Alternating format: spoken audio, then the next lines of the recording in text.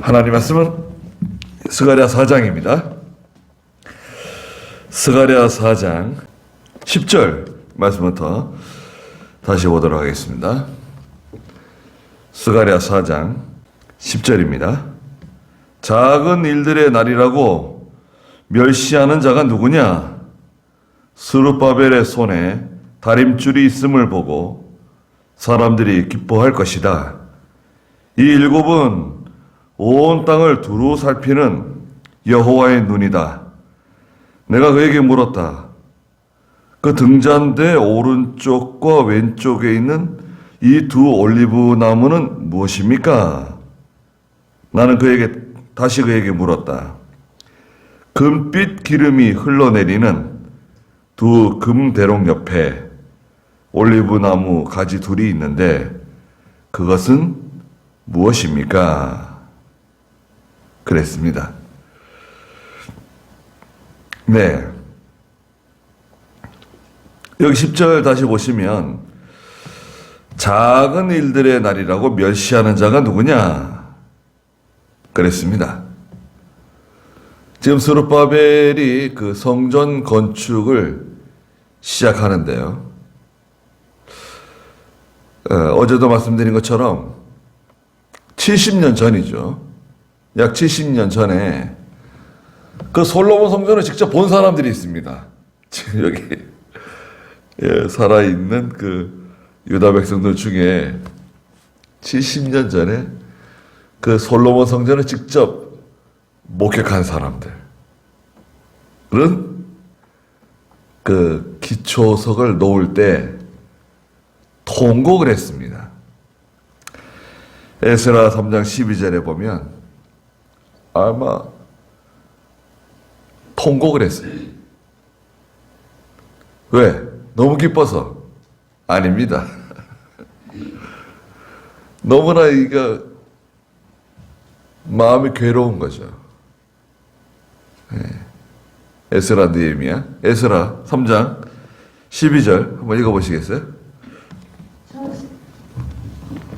첫 성전을 보았던 제사장들과 레위인들과 연로한 족장들 가운데서 많은 사람들은 그들의 눈앞에서 이전의 기초가 놓이자 큰 소리로 울었고 다른 많은 사람들은 기뻐하며 소리 높여 환호하였다. 네, 울었습니다.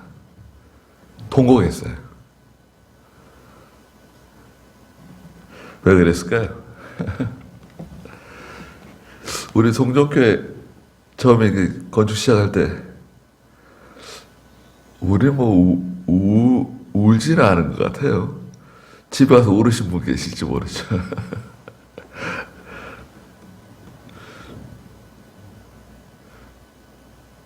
너무 안타까워가지고요.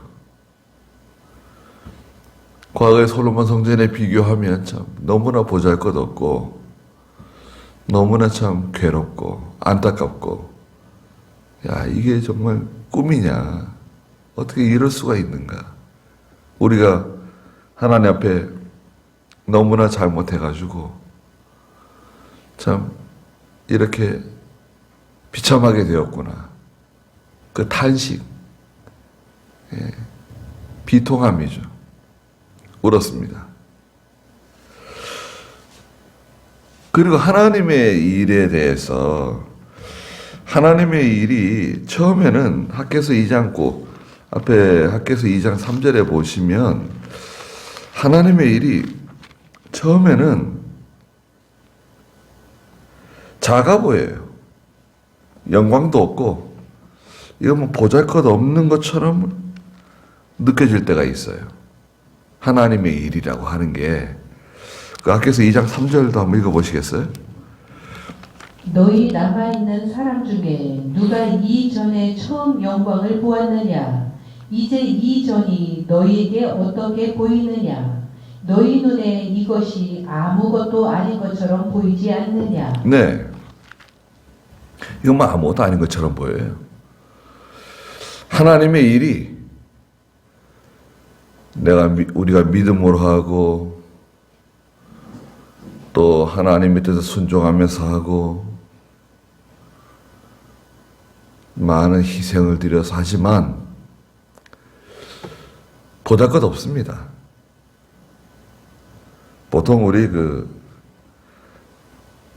예수 믿는 사람이 하는 일들이 뭐 대단해 보이지 않아요.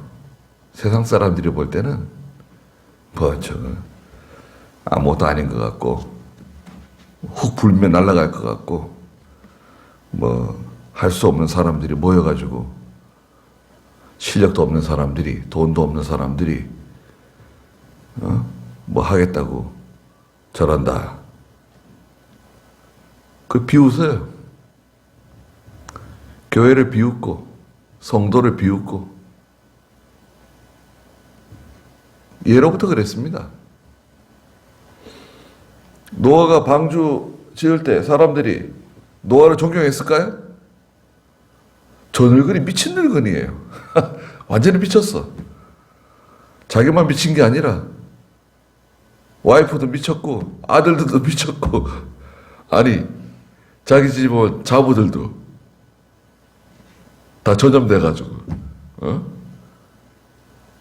1년 내내 농사 지어가지고 소득이 나면 또 갔다가 사람들 사고 뭐 재료를 사고 연장을 사고 해가지고 또 방주 건설한다 그러고 뭐 난리를 치는 거예요. 야, 저럴 수가 있는가? 저 산 꼭대기 올라가가지고 안 내려와요. 그건 정신 나간 사람이죠. 아니 무슨 강가에 호숫가에 뭐 바닷가에다가 배를 짓고 건설하는 게 아니라 그것도 뭐 작은 배도 아니고 그 당시에는 누구도 상상할 수 없는 그런 큰 배를 지금으로 말하면은 이해할 수 없어요. 여러분들 우리가 예수 믿는다고 믿음으로 산다고 주일 지키고 11조 생활하고 뭐 기도하겠다고 새벽 예배 쫓아나오고 뭐 하나님의 일에 충성한다고 살아가는데 우리 주변에 있는 사람들이 이해 못하는 사람들이 있을 수 있습니다. 저는 학교 다닐 때요. 제 주변에 제 친구들이 저를 잘 이해를 못했습니다. 제가 좀 별나게 했던 것 같아요. 네. 교회에서 살다시피 하고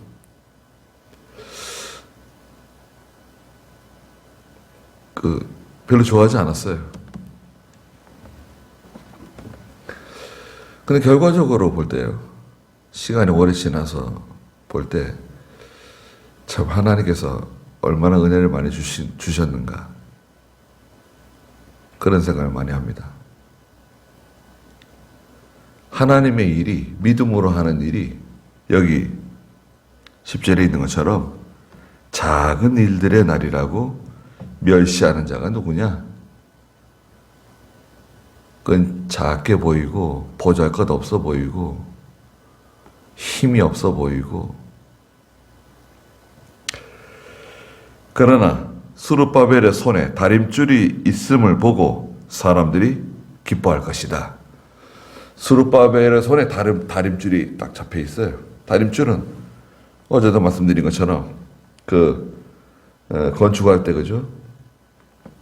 그 밑에 쇠나 돌이나 나비나 달아가지고 딱 말하자면 직각을 측량하는 거 있잖아요. 보통 다림줄 예전에는 건축할 때 그죠? 다림줄 딱 띄워놓고 기둥 세울 때 그죠? 기둥이 똑바로 서야 되잖아요. 다림줄을 띄우죠. 또 조적, 벽돌 쌓을 때 딱 이렇게 다림줄 띄우고 브로크도 쌓고 벽돌을 쌓고 다림줄 띄우잖아요. 요즘 레이저로 쏘니까 다림줄 쓰는 데가 많지 않지만 그래 다림줄 철무점 다림줄 팝니다. 제 연장통에도 다림줄이 있습니다. 중요한 겁니다. 수르바벨 손에 다림줄이 잡혀 있어요. 수르바벨이 중요합니다. 네. 그 주동자 있죠, 주동자. 주동자가 중요해요. 앞잡이. 믿음의 앞잡이. 교회에서는 그 하나님의 종. 그 주동자가 중요해요. 분명한 기준이 있어야 돼요. 선명해야 돼요. 우리가 가야 할 길은 저기다. 우리가 해야 할 일은 이거다. 그거를 보여줄 수 있어야 돼요. 우린 비록 연약하지만 원수들의 방해가 심하지만 하나님의 성전을 건설하는 것이 우리의 목표다. 이거 반드시 우리는 해야 된다. 수르바벨이 딱 앞장서는 거죠. 그럼 그건 되는 거예요. 가정에서도 믿음의 호주가 있습니다. 우리가 믿음의 호주예요. 믿음의 호주가 하나님 말씀대로 해야 된다. 우리는 돈 버는 게 중요한 게 아니다. 아이들 뭐 좋은 대학 가고 결혼 잘하고 이게 중요한 게 아니야. 하나님 말씀대로 사는 게 중요한 거다. 우리는 결혼도 하나님 말씀대로 해야 되고 직장도 하나님 말씀대로 해야 되고 하나님 말씀대로 해야 된다. 하나님 말씀대로 하지 않는 거는 그건 성공 같지만 다 실패다. 선언을 하는 거예요. 선언을 해야 돼. 입 딱 다물고 그냥 가만히 있으면 안 돼요. 하나님께서 알아서 하실 것이다. 하나님께서 알아서 하시죠. 믿음을 하지 않은 건 다 하나님이 인정 안 해요. 다 실패야 그거는. 나중에 큰 고통으로 찾아옵니다. 그리고 나서 갑자기 10절 마지막에 보시면 이 일곱은 온 땅을 두루 살피는 여호와의 눈이다. 그러셨어요. 아니 일곱이 뭐냐? 일곱은 일곱 관인데요. 2절에 있는 것처럼 등잔 꼭대기에 있는 등잔들로 올라가는 연결되어 있는 일곱 관이 있는데 아니 그러면 여기 일곱은 온 땅을 두루 살피는 여호와의 눈이다. 여호와의 눈이 나옵니다. 여호와의 눈이 성경에 몇 군데 있는데요. 특히 그 요한계시록에 보면 5장 6절에 여호와의 눈이 박혀 있어요. 여호와의 눈. 거기 한번 읽어볼까요? 계시록 5장 6절. 내가 보니 보좌와 네 생물과 장로들 가운데 어린 양께서 서 계셨는데 죽임을 당하신 것 같았다. 그분께 일곱 뿔과 일곱 눈이 있으니 이 눈들은 온 땅으로 보냄을 받은 하나님의 일곱 영이시다. 네. 일곱 눈이 있는데요. 일곱 눈은 온 땅으로 보내심을 받은 하나님의 일곱 영이다. 자, 일곱 눈은 무엇이냐? 눈은 성경에서 지혜를 상징해요. 지혜. 일곱이라고 하는 숫자는 완전수죠. 하나님의 숫자 7, 완전수 7, 14, 21 올라가는 이 7수는 완전수입니다. 그러면 일곱 눈은 완전한 지혜, 온전한 지혜를 가진 성령을 의미해요. 성령이에요, 성령.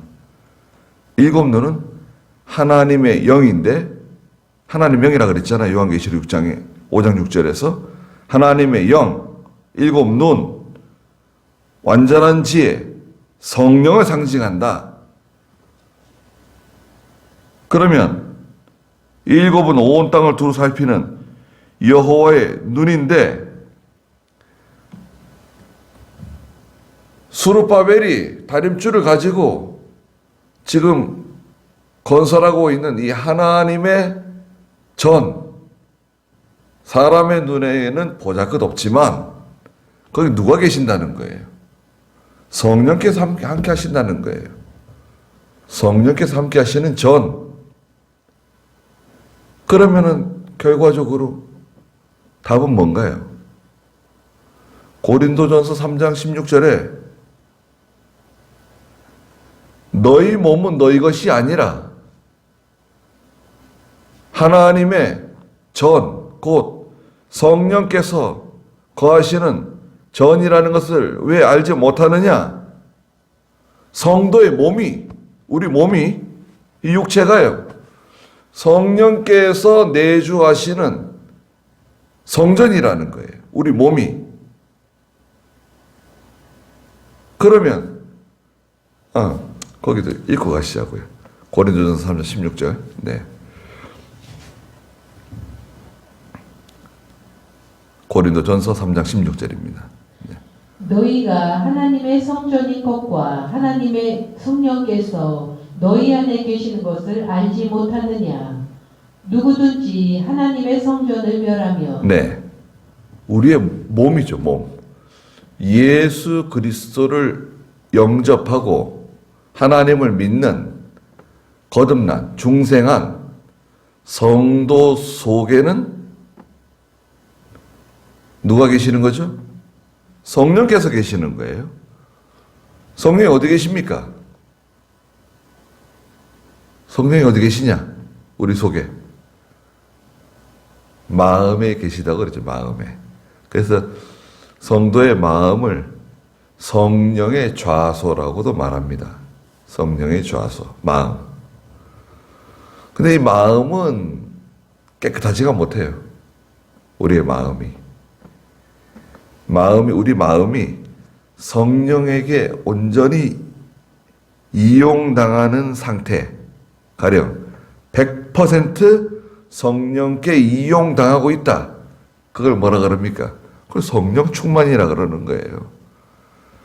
그러나 우리의 마음이 100% 성령께 이용당하는 시간이 많지가 않아요. 이용당한다 하더라도 아주 짧게, 단시간에 짤막 이렇게 이용당합니다. 왜냐하면 우리의 마음은 깨끗하지가 않아요. 마음이 육체에 속해 있기 때문에 마음이 더럽습니다. 우리의 마음이 더러운 옷과 같다 그랬잖아요. 인간의 의인은 더러운 옷과 같습니다. 마음이 영에 속해 있는 게 아니라 육체에 속해 있어요. 그래서 사람이 죽으면, 여러분, 우리가 죽잖아요. 그럼 마음은 어떻게 되죠, 마음? 마음도 같이 쓰러져요. 없어져요. 마음은 천당 가는가? 아니에요. 마음은 더러운 마음이라 그랬어요. 마음으로 욕심 부리고, 마음으로 살인하고, 마음으로 간음하고, 음행하고, 도둑질하고, 마음으로 죄를 짓잖아요, 우리가. 미워하고, 시기하고, 질투하고, 성내고, 마음으로. 마음이 더러워요. 그런데 성령께서 그 마음 속에 계세요. 마음에 계세요. 성도의 마음. 중생한 성도의 마음이죠. 그래서 이제 성도의 마음을 성령께 이용당하는 마음을 뭐라 그럽니까? 심령이라 그래, 심령. 마음 심자, 성령. 심령이라고, 심령천국. 심령의 낙을 누린다. 과거에 우리 심령이라는 단어를 많이 썼는데요. 요번에는 뭐 심령이라는 단어를 많이 쓰지 않는 것 같아요. 심령. 하나님께 이용당하는 마음. 성령께 이용당하는 마음입니다. 그래서, 자, 정리하자면 그겁니다. 일곱 눈은 완전한 지혜를 가지신 성령을 의미한다. 왜 성령이 갑자기 나왔냐? 수르바벨이 지금 건설하는 저 성전이 비록 우리의 눈에는, 사람의 눈에는 보잘것 없지만, 또 오늘날 저희가 하는 일이, 믿음으로 하는 일이 연약해 보이고 효과가 없어 보이고 뭔가 뚜렷하게 드러나는 것처럼 보이지 않잖아요. 이거는요, 잘 드러나지 않아요. 왜 드러나지 않을까요? 이게 생명의 역사이기 때문에 그래요. 생명의 역사는 잘 드러나질 않아요. 감추어져 있어요. 그러나 거기에 누가 함께 하시죠? 거기 성령께서 함께 하세요. 이야, 이게 성령께서 함께 하시는구나. 여기에 위로를 받으세요. 여기에 힘을 얻으세요. 야, 여기 성령께서 함께 하시는구나. 우리 눈에는 보잘것 없어 보이죠. 이 눈에 아무 증거 아니 배워도 보잘것 없어 보여요. 힘이 없어 보여요. 이게 뭐 가능성이 있을까 이거? 참. 저 사람이 뭐 할 수 있을까?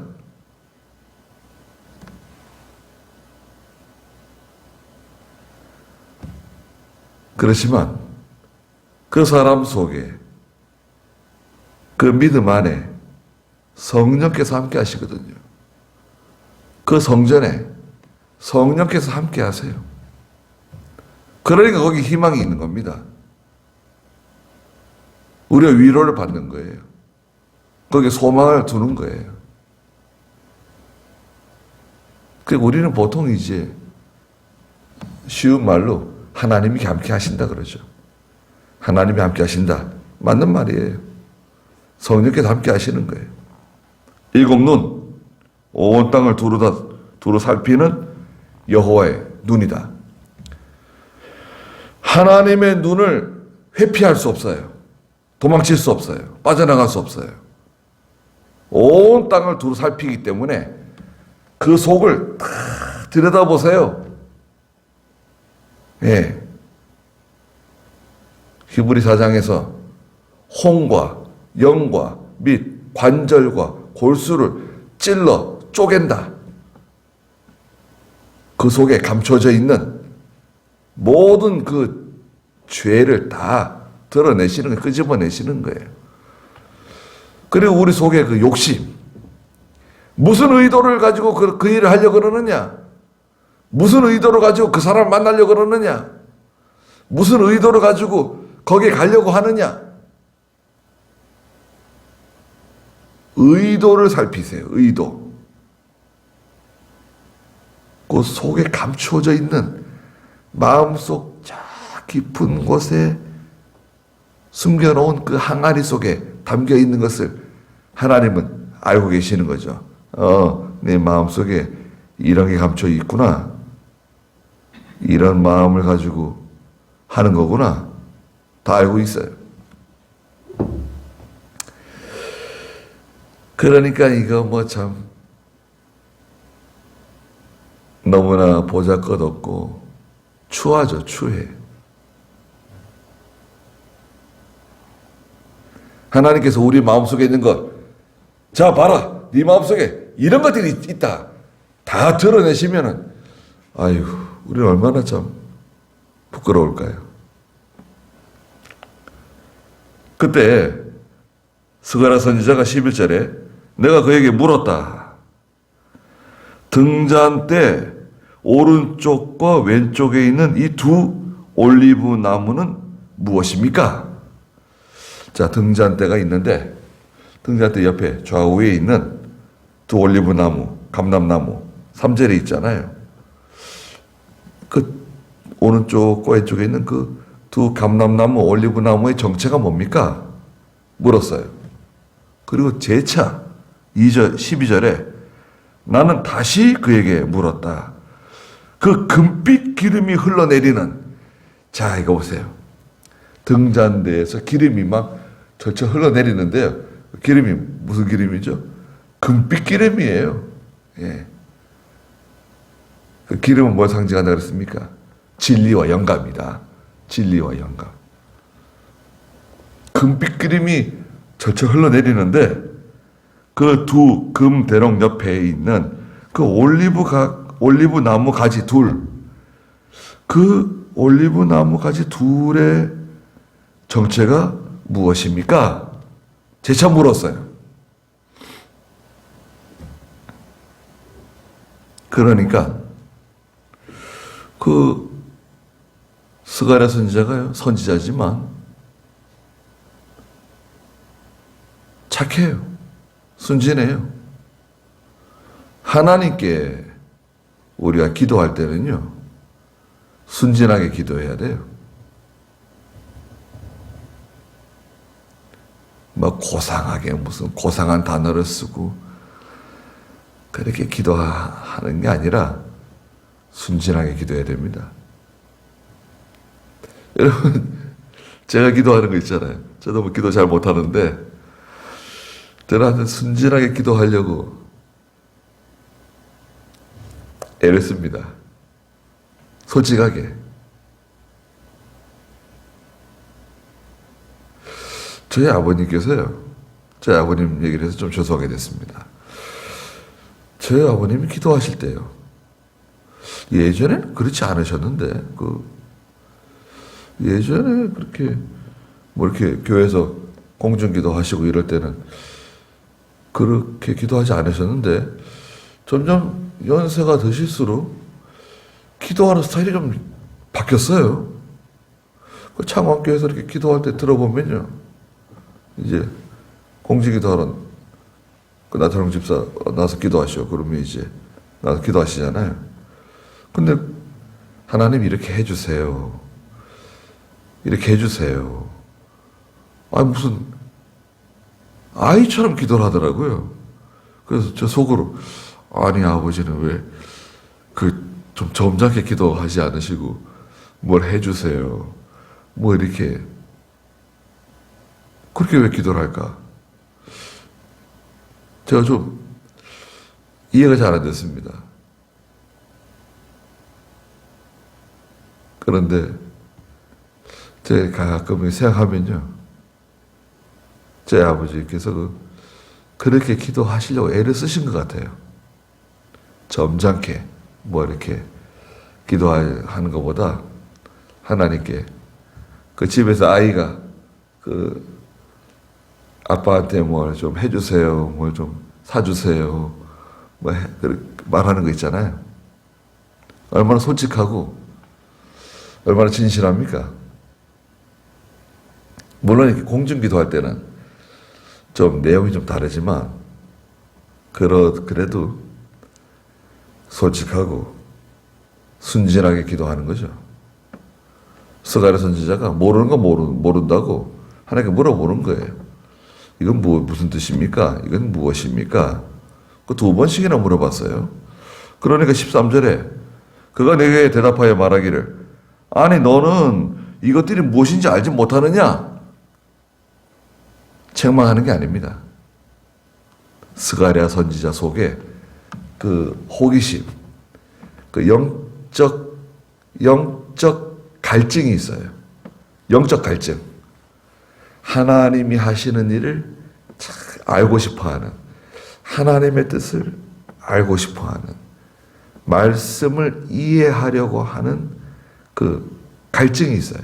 그걸 이렇게 자극시키는 거예요. 왜 그걸 알지 못하느냐? 하므로 내가 말하기를, 나의 주님, 저는 잘 모릅니다. 솔직해요. 제가 모릅니다. 그러니까 그가 말했다. 14절에 이들은 기름 부음을 받은 2사람이다. 자, 금쪽대 옆에 있는 2 감람나무, 2 올리브나무는 기름 부음을 받은 2사람이다. 자, 기름 부음을 받았다고 하는 것은 그리스도예요. 메시아예요. 구약의 메시아, 히브리어거든요. 헬라어로는 그리스도. 같은 뜻이에요. 메시아와 그리스도는 기름 부음을 받은 자라는 뜻이에요. 2사람이다. 2사람? 직분을 말합니다. 직분, 누구하고 누굴까요? 정치적으로는 스룹바벨, 총독 스룹바벨. 하나님이 기름 부어 세웠죠. 종교적으로는 대제사장 여호수아. 직분적으로는 스룹바벨과 여호수아를 상징해요. 그러나 영적으로는 뭔가요? 예수 그리스도를 상징하는 겁니다. 기름 부음을 받은 두 사람, 온 땅에 주님 앞에 서 있는 자들이다. 온 땅의 주님은 예수 그리스도가 아니라 하나님입니다. 하나님 앞에 서 있는 자들, 성도들이에요. 성도들. 자,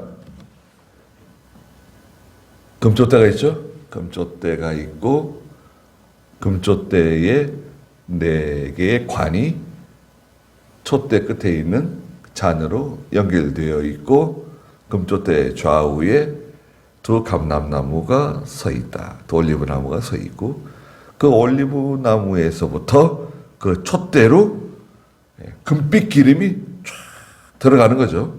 들어가고 그 기름이 쭉 올라가가지고 7개의 관을 통해서 올라가서 불이 탁 켜진단 말이죠.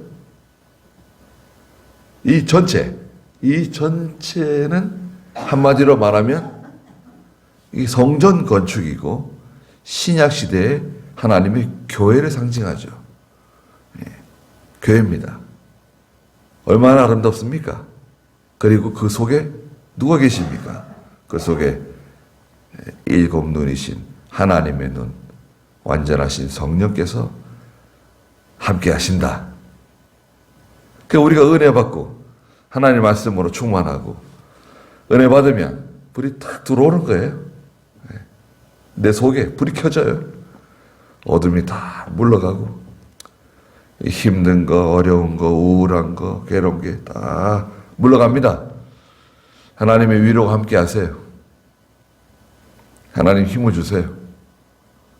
성령께서 함께 하신다. 얼마나 참 감사한 말씀입니까? 기도하겠습니다. 거룩하신 하나님, 저희는 비록 연약하고 작은 일에 힘쓰면서 이 세상을 살아가고 있습니다. 저희가 하는 모든 일들은 하나님께서 보실 때 다 작은 것들이고 보잘것없는 것들이고 아무 효과 없는 것처럼 보일 수밖에 없는 저희들입니다. 그러나 저희 속에 성령께서 함께 하시고 하나님이 함께 해주시고 또 예수 그리스도부터 나오는 금빛 기름이 저희 속에 흘러서 성령으로 불이 켜지고 모든 어둠이 다 사라지고 하나님으로 인해서 기뻐하고 하나님으로 인해서 모든 일들이 해결되는 또 저희가 하나님의 영으로 말미암아 위로를 받고 힘을 얻어 나가는 저희가 날마다 되게 해주시옵소서. 오늘도 귀한 하루를 주셨사오니 하나님께서 함께 해주시고 저희들을 보호해 주시옵소서. 예수님의 이름으로 기도드리옵나이다. 아멘. 네. 자, 이렇게 기도하다가 돌아가도록 하겠습니다.